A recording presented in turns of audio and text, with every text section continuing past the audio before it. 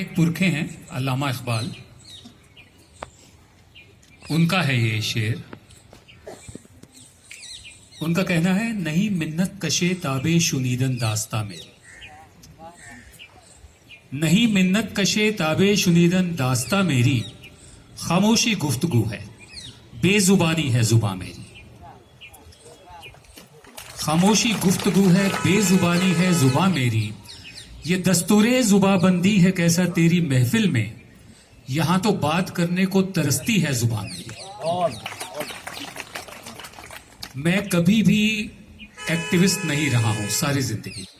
मेरी उम्र अब 65 साल की होने जा रही है, 65, और मैं कभी भी एक्टिविस्ट नहीं रहा हूं और ना ही एक्टिविस्ट हूं। जैसे मैं कथक डांसर नहीं हूं या साइंटिस्ट नहीं हूं, वैसे ही मैं एक्टिविस्ट भी नहीं रहा हूं। अपना काम किया है, ईमानदारी से किया है, कोई कॉम्प्रोमाइज नहीं किया, और फिर मैं अपनी जिंदगी जी रहा हूं। लेकिन पिछले 4 साल के माहौल ने मुझ जैसे शख्स को भी मजबूर किया कि ये दस्तूरे जुबाबंदी है कैसा तेरी महफिल में, यहां तो बात करने को तरसती है जुबा मेरी।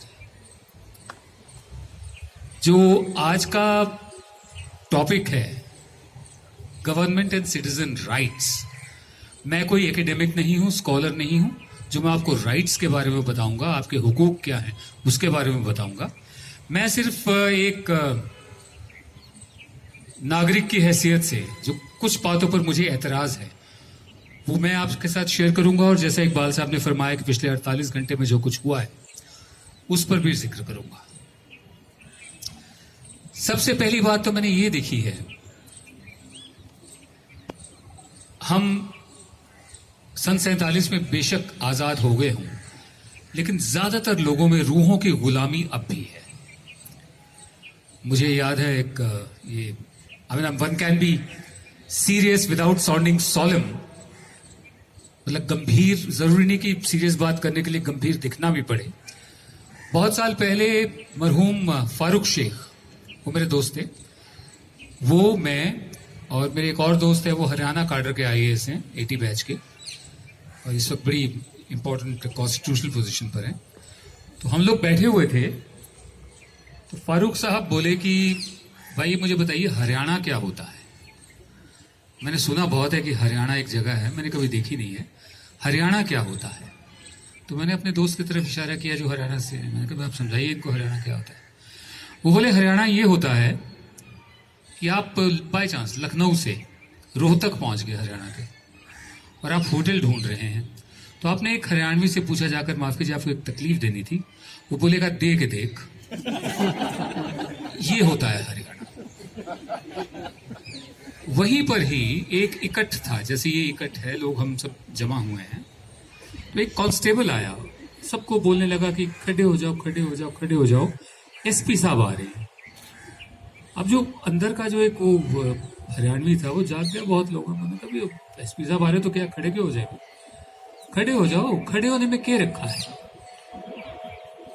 जिस पॉइंट पे मैं आ रहा हूं वो ये है कि जिनके पास ताकत है, चाहे वो सरकारी ताकत हो अफसरों वाली, चाहे वो नेताओं वाली ताकत हो, उनको एक सेंस ऑफ एंटाइटलमेंट भी मिलती है कि उनको देखते ही वो उम्मीद करते हैं कि लोग खड़े हो जाएं, और लोग खड़े भी हो जाते हैं। क्यों भाई, मुझे आज तक समझ में नहीं आया। किसी के ओहदे के लिए खड़े होना मुझे समझ में नहीं आया, क्योंकि चाहे वो सरकारी अफसर हो, चाहे वो हमारा चुना हुआ नेता हो, खड़े होना तभी मुझे मानीखेज लगता है जब मेरे दिल में इज्जत हो किसी की। शाहिद साहब आए, मेरे दोस्त हैं बहुत पुराने, हाँ, मिसेस मादी,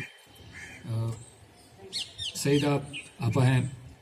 अब दिल में इज्जत है, मैं खुद ब खुद खड़ा हो जाऊंगा, लेकिन अगर कोई MLA आ जाए और मैं खड़ा हो जाऊं, मुझसे उम्मीद की जाए, नहीं, कोई जरूरी नहीं।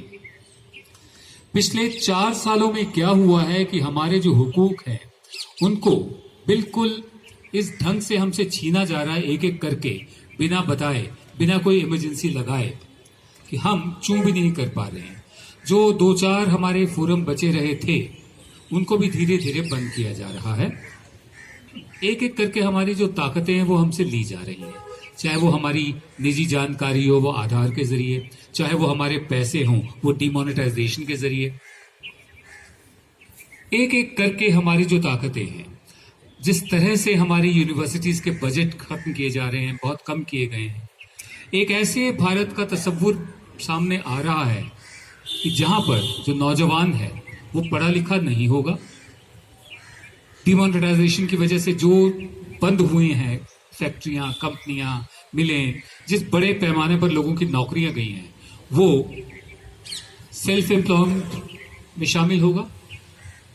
अब सेल्फ एम्प्लॉयमेंट का तरीका आपको बता चुके हैं हमारे बहुत से नेता और सबसे बड़े नेता भी, कि पकौड़े तलना भी एक होता है और साइकिल में पंचर लगाना, ये सेल्फ एम्प्लॉयमेंट है, ये एम्प्लॉयमेंट नहीं है।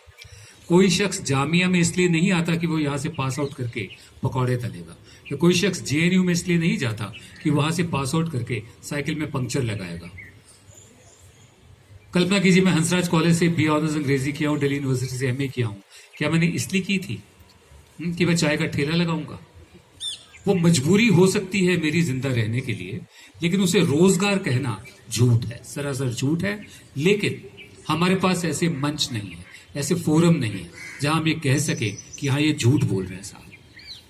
पहले तो मैं समझ सकता था कि ठीक है, अज्ञानता में बात हो रही है, जानकारी नहीं है, नॉलेज नहीं है। अलेक्जेंडर को पटना तक पहुंचा दिया, गंगा के किनारे तक, तक्षशिला को बिहार पहुंचा दिया, गुरु गोरखनाथ, कबीर और गुरु नानक को लहरतरा तालाब पे इकट्ठे बिठा दिया।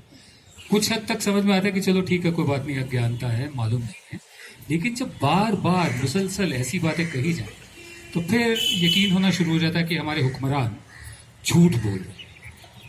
और ये झूठ बोल रहे हैं, ये कहाँ कहें, किसके पास जाए? 4 साल पहले तक हमारा जो मीडिया था, दैट वॉज एडिटर ड्रिवन, उसको हम लोग चलाते थे, एडिटर्स। आज दैट इज ओनर ड्रिवन, आज मालिकान चलाते हैं उसको। और मालिकान जो हैं, जो मालिक हैं मीडिया के, ऐसा नहीं है कि उनका इकलौता धंधा सिर्फ मीडिया ही हो, 2-4 घरों को छोड़कर, घरानों को छोड़कर, बाकी सबके मुख्तलिफ और भी काम हैं। मसलन अगर जी टीवी का जो पूरा एम्पायर है उसको बंद करने की नौबत आ जाए तो मुझे कोई हैरानी नहीं होगी कि सुभाष चंद्रा फिर से तेल बेचना शुरू कर दें, जो वो पहले करते थे। लेकिन बेनेट कोलमैन एंड कंपनी, उनकी प्राइमरी एक्टिविटी मीडिया ही है, उनको मीडिया ही करना है। इसलिए वो भी बहुत हद तक सरकार पर मुनस्सर है कि उनके एडवर्टाइजमेंट कितने होंगे, उनको क्या क्या इमदाद दी जाएगी, किस शक्ल में दी जाएगी, उनके जो बाकी धंधे हैं, चाहे वो मुकेश अंबानी हो चाहे कोई भी हो, उनको सब कुछ बचा के रखना है। अंग्रेजी में कहते हैं ना, there are skeletons in everybody's cupboard. अब हर एक के ऐसे राज है, ऐसे उन्होंने काम कर रखे हैं कि वो दबकर या मानकर वो इस्तेमाल कर रहे हैं मीडिया का, जो पहले कभी नहीं हुआ था। क्यों? क्योंकि पहले मीडिया एडिटर लोग चलाते थे, अब नहीं चलाते।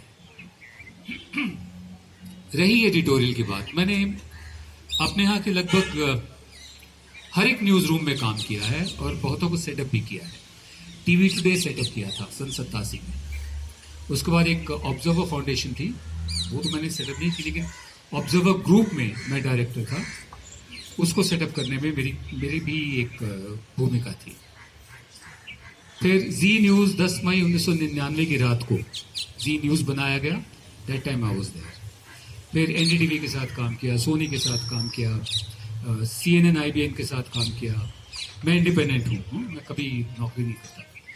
तो मैंने अंदर से देखा है कि जो लोग न्यूज़ रूम चलाते हैं वो बहुत भले पढ़े लिखे नौजवान हैं, जो दूर दराज इलाकों से आए हैं, खासकर हिंदी न्यूज़ चैनल्स के।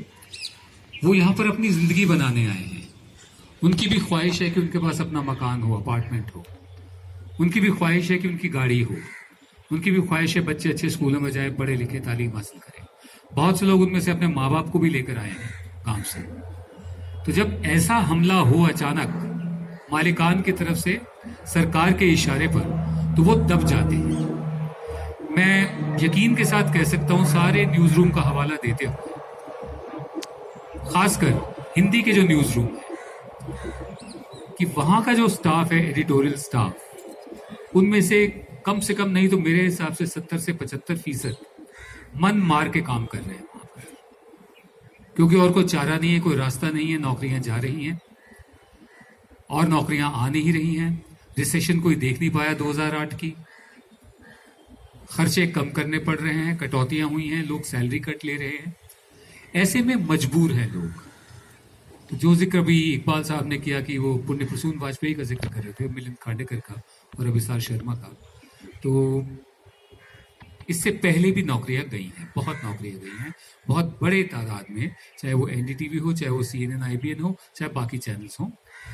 दिक्कत यह है कि पत्रकार से तो उम्मीद की जाती है, सहाफ़ी से तो उम्मीद की जाती है कि तुम लड़ाई लड़ो, हमारे हुकूक की लड़ाई तुम लड़ो, हम अपनी ज़िंदगी जीते रहेंगे।